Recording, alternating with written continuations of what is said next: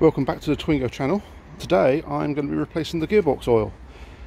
There is a small leak on the gearbox where the selector is, so I've got a funny feeling the oil levels are low. I'm going to be putting this oil in, which is the standard Renault Elf gearbox oil. Over the years I've learnt not to put the cheap comma stuff or the other stuff in.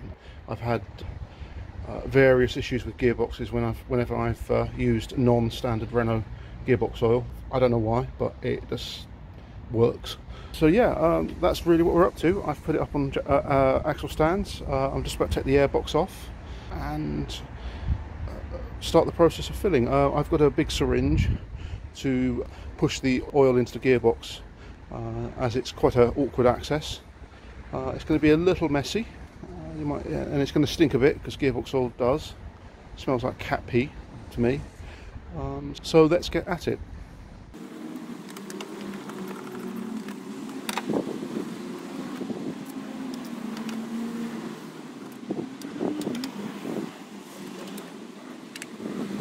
Right, airbox is off. There is a fill hole just there. Now, previous experience tells me undo that first before you undo the drain, because if you can't get that off, you're left with a gearbox which is empty. So that's the next task. So the drain plug is here. The engine one is there, and the gearbox one is there. I've put a pan underneath and uses an 8mm square box driver to take off. So I'll take this first bit off and then I'll bring you back in again. Okay, so this is the messy part. I'm going to try and do this with the camera in my hand, and it's going to go horribly wrong and I'll get covered. I've rolled up my sleeves. This thing is now loose, and I'll just get the plug. You don't just take the plug straight out. You undo it until you feel the threads of a click from the threads. Yeah, ready? 1, 2, 3, and there we go. No sign of any glittering in the sun. It's just a nice brown colour. So I will inspect that later. I'm just going to put that down there. This may be the cleanest I've ever been doing a gearbox oil change. I always seem to get it all over myself. There we go. And let that drain. Something interesting I've just noticed is there's actually a scratch, or a dent and a scratch in the oil pan. It should look like that side, but actually it's been dented, which is interesting. Yeah, that whole section there. It won't affect the engine at all, really. The clearances in the oil pan are fairly large. Still waiting for it to drain. This is the messy part, when the wind catches it all. I've also just noticed that this is the gear selector, and it's covered in oil. And now there's a O-ring which is in there, which sometimes they do go on the Clio 182s. They're notorious for going, and then most people just ignore it, don't even know it's happened, and then the gearbox basically loses first, second and third gears and all sorts, where the synchro mesh wears out. I've noticed that actually up there, that is the switch for the reverse light. So when you put it into reverse, the switch there goes on and it puts the lights on at the back. That is actually got gearbox oil all over it, and I think it's actually been weeping from there and running down onto the selector. So it's possible that this is all this here is nothing to do with this leaking, but with that leaking.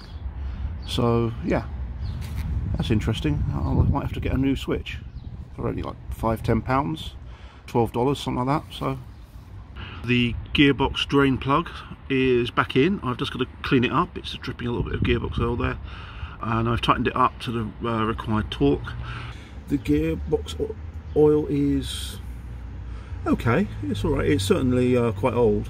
There's no sign of any sparkle, which is basically little shavings of brass from the synchro meshes. So there's no sign of that at all. So that's my big syringe, and I do like putting my syringe into the hole and giving it a good old push. But that's what we're going to do. We're going to actually fill this thing up with full of fluids and then inject it into the hole. This is bloody horrible stuff. If you get it on your clothes, please, if you get it on your clothes, don't wash your clothes in the washing machine or put them in a tumble dryer. What happens is the washing machine stuff can't get rid of the gearbox oil, and then it coats your entire washing machine and your tumble dryer and will make it stink for 6 months, 8 months. So everything comes out smelling of gearbox oil. Trust me, I've been here. In the past I've knocked one of these over and covered the entire garage, the ground. So yeah, what I'm going to do is I'm going to not necessarily show you how to suck the stuff up in, because once I get it in there I have to go straight up in there. So I'm going to point you at the gearbox, and so you'll see me putting it in. It's just logistics with me on my own, no cameraman. Well, I am my own cameraman anyway.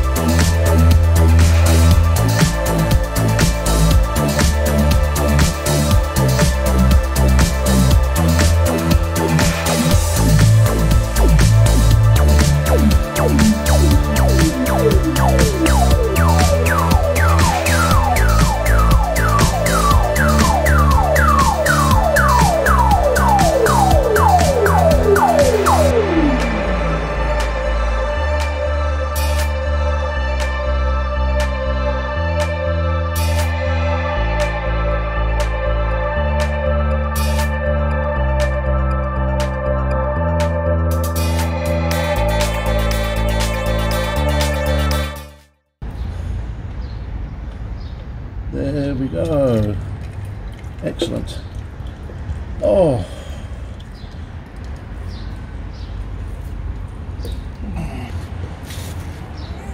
Let's put this back in.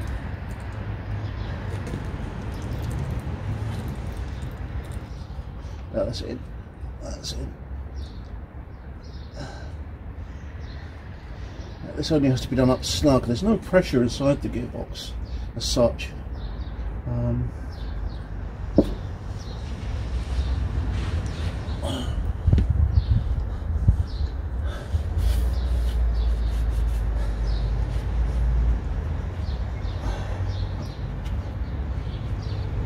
Whenever you do a gearbox, have lots of towels and crap like that around, because it just gets everywhere,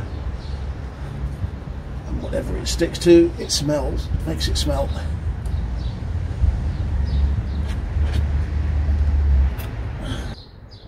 Right, that's the car clean, but not me.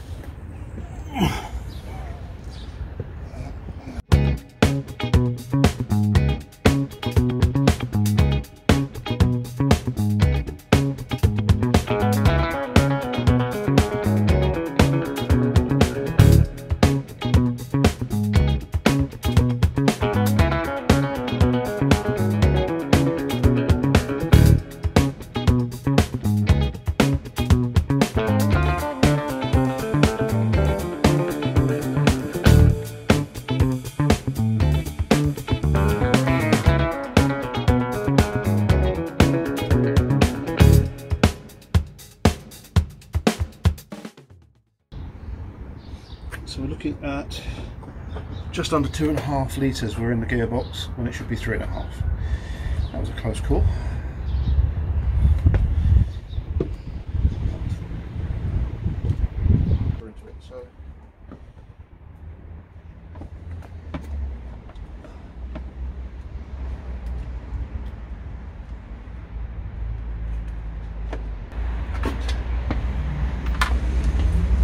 Also trodden in the gearbox oil, so I'm going to clean the boots on that.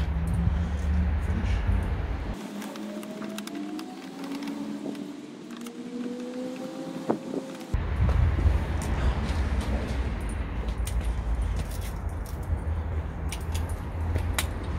So the cam belt and the starter motor are here, and I've also got the rocker cover gasket. So at some point soon, or one of my next one, maybe the next video, I'm not entirely sure, I'm going to be doing the cam belt, taking the intake off, doing the cam belt, doing the starter motor, and also the rocker cover. Might be multiple videos, I'm not sure.